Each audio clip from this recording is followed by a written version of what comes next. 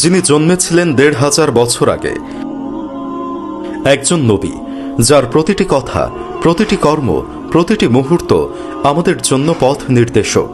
আজ যার স্থান ১৫০ কোটি অনুসারীর অন্তরে, যাকে নিয়ে লেখা হয়েছে অসংখ্য জীবনী, সেই রকম একটি জীবন কথন সম্পূর্ণ ভিন্ন আঙ্গিকে পাকিস্তান ইসলামী চিন্তাবিদ মাওলানা মোহাম্মদ ইদ্রিস কন্দলভি রচিত আধুনিক কালে অন্যতম জনপ্রিয় সিরাত গ্রন্থ সিরাতে মোস্তফা।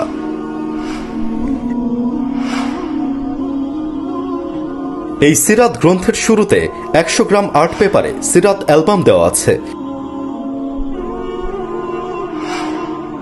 এবং প্রিমিয়াম কর্ণফুলী ক্রিম কালার কাগজে ছাপানো হওয়াতে যা একজন মুমিনকে নবীজির সিরাত গ্রন্থ জানার আকাঙ্ক্ষা বাড়িয়ে দিবে। এই সিরাত গ্রন্থটি অনুবাদ করেছেন মুফতি মাওলানা হেমায়েত উদ্দিন ও সম্পাদনা করেছেন মাওলানা মোহাম্মদ হাসান রহমতি। সিরাতে মোস্তফা কেন পড়বেন?